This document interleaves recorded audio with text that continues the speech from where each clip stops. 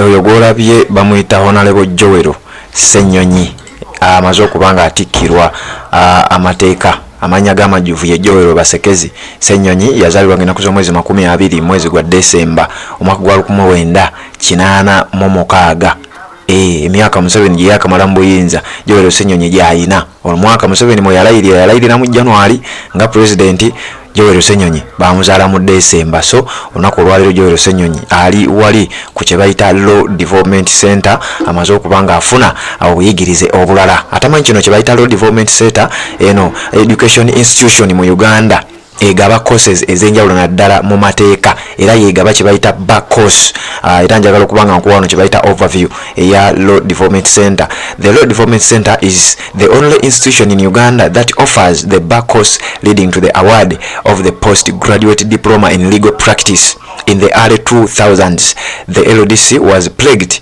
by a high failure rate among students. Kati kino Law Development Center eno esomesa bannamateeka okusinga era njagala okutegeeza nti Joel Ssenyonyi ebimu mu buyigirize bw'ayina oba ku buyigirize bw'ayina obw'ekika ekyawaggulu Joel Ssenyonyi ayongeddeko. Musajja munnabyabufuzi nkugambye yazaalibwa ng'ennaku z'omwezi 20 Desemba 1986 yasoma amawulire era ayina degree mu mawulire. Abamanyi Joel Ssenyonyi anjagala okuzzaako emabega yakolako nga news anchor ne programs ezenjawulo ze yakolanga ku TV emanyiddwa nga NTV. Musobola okubanga mujjukira ebiseera ebyo abazze nga bagoberera ebintu bino ate abatambulira mu mbeera zino. So kati olwaleero gwe mulamo gwe tuliko yembeera egenda maaso mu ggwanga Uganda eri president ali mu ggwanga lya United Kingdom ali mu kwongera kubanga ate asaasaanya enjiri ey'enkyukakyuka eno. Leader of opposition Joel Basekezi Ssenyonyi ali mu kubanga ate naye agatta ku buyigirize. So olunaku olwaleero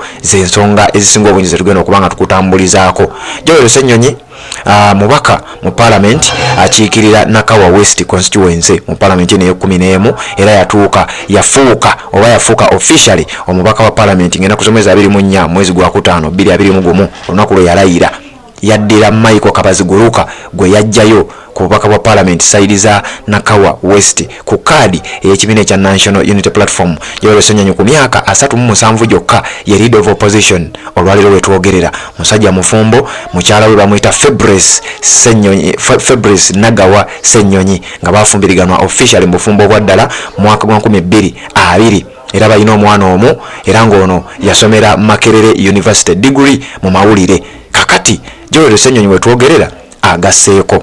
Joel Ssenyonyi omutegedde bulungi nnyo nkugambye mbaka mu parliament akiikirira Nakawa West constituency mu kibuga Kampala ye leader of opposition ku myaka gy'emito era ate ye mwogezi w'ekibiina ekya National Unity Platform. Ako nako nkakasa obadde okamanyi Joel Ssenyonyi eyasikira Mathias Mpuuga ku bwa leader of opposition oluvannyuma lwa Robert Kyagulanyi Ssentamu okugamba nti Mathias Mpuuga oweerezaako kyoweerezaako ekimala n'ebirala ebyaddeko awo. Naye Joel Ssenyonyi olunaku olwaleero amaze okubanga atikkirwa era ali omu ku abo abalondeddwa oba abasomeddwa amannya agalabiseeko. Kyova olaba nkuwadde akatambi ako nga ntandika okalabe olabe Joel era gyatuukiddemu wali ng'abantu bamwaniriza n'essanyu bagamba yoyo waffe leader of opposition agasse ku buyigirize obw'ekika ekyawaggulu bw'abadde already ayina era nga kati wetwogerera musajja munnamateeka awedde emirimu munnamateeka omujjuvu mu ggwanga Uganda ate ne mu kibiina ekya National Unity Platform. Kati nno lisiti y'abantu nga bannamateeka mu kibiina kino ekya NUP eweeredde ddala. Abasajja kati baweze bangi nga bano bakugu mu mateeka nga basajja bannamateeka bakukuutivu abalina obuyigirize professionally and practically. Kati nno noono ye Joel Ssenyonyi amaze okubeera nga abeegattako. Gwali ku Red Zone TV nga tonaba kubanga osubscribinga nja kujjukiza nja kuzzaako emabega Joel Ssenyonyi ono nga tanaba kubanga alondebwa mu mwaka gwa 2021 nga mubaka akiikira Nakawa West. Joel Ssenyonyi yali mukozi ku NTV ng'aweereza mawulire.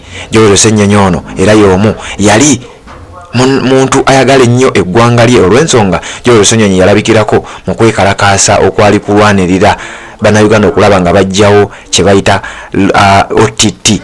Mu bijjukira ebiseera ebyo Robert Kyagulanyi Ssentamu ng'amaze okubakuŋŋaanya era n'aba ng'ate Joel Ssenyonyi y'omu ku abo bakkiriza okubeera nga beegatta ku Robert Kyagulanyi Ssentamu mu kaweefube obw'okulwanyisa omusolo ogwali guteekeddwa ku social media. Kati we twogerera afuuse munnamateeka omujjuvu.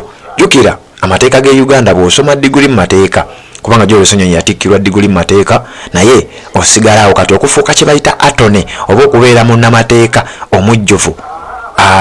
Joel Ssenyonyi akifuuse olunaku olwaleero. Yoga congratulations leader of opposition spokesperson w'ekibiina kya NUP MP Nakawa West Honorable Joel Basekezi Ssenyonyi akulira oluvuganya era y'omu ku bannamateeka abagenda okubanga batikira olunaku olwaleero oluvannyuma lw'okuwangula emisomo gy'amateeka ku Law Development Center nga bwe nkugambye nti bw'osoma diguli e Makerere waliwo emisomo gy'ojja n'oyitamu ku LDC oba Law Development Center olwo osobole okufuuka lawyer oba munnamateeka omujjuvu ali official.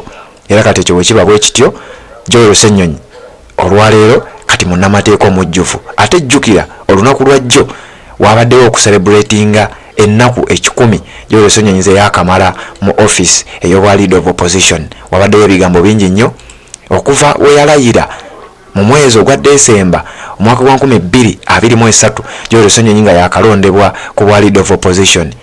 Ennaku ze 10 ziwezaweze lunaku lwaggulo naye mu nnaku 10 ezo ebintu byakoleddemu bisingira ddala oba byawukanira ddala kuba leader of opposition abazze babaawo abamazewo emyaka emingi.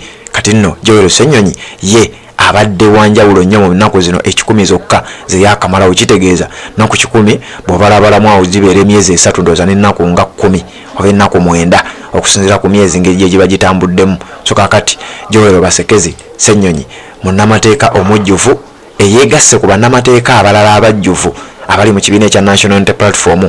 Mulimu Honorable Benjamin Katana, mulimu Secretary General w'ekibiina ekya National Unity Platform amanyiddwa nga David Lewis Rubongoya era wano njagala kuwako n'akafaananyi kaataddeyo nga naye yejjukiza ebintu bino era njagala nako okalabe bulungi nnyo. Oyo gwolaba ye Secretary General w'ekibiina kya NUP amanyiddwa nga David Lewis Rubongoya.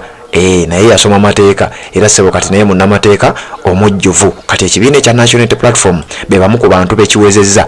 Kuliko Joel Ssenyonyi, kuliko David Lewis Rubongoya, kuliko Medard Lubega Sseggona mwogere temumbuuza ebibuuzo bingi naye akyaliwo NUP naye kwali kuliko Honorable Benjamin Katana, kuliko Honorable Shamim Malende, kuliko abantu abalala bangi nnyo. Nja kubanga list eyo tujja ginoonyaako nakyo tukikola olwakyo tubeere nga tukikuwa okitegere bulungi nnyo. National Unity Platform ejjudde bannamateeka abakuukuutivu era we twogerera Joel Ssenyonyi naye yeegasse ku lukalala lwa bannamateeka abajjuvu abali mu kibiina kino ekya National Unity Platform era nga tusuubira ne deputy spokesperson w'ekibiina kino amanyiddwa nga Alex Waiswa Mufumbiro kubanga naye musajja yasoma amateeka era naye abulayo kya LDC kyokka era essaawa yonna naye ajja kubanga yeegatta ku bannamateeka abakuukuutivu abali mu kibiina kino ekya National Unity Platform. Wano ku Redzone TV byonna ojja kubeera ng'obimanya. Sooka osubscribinge kwata kadeka notification ensonga zibeere nga zikutuukirako.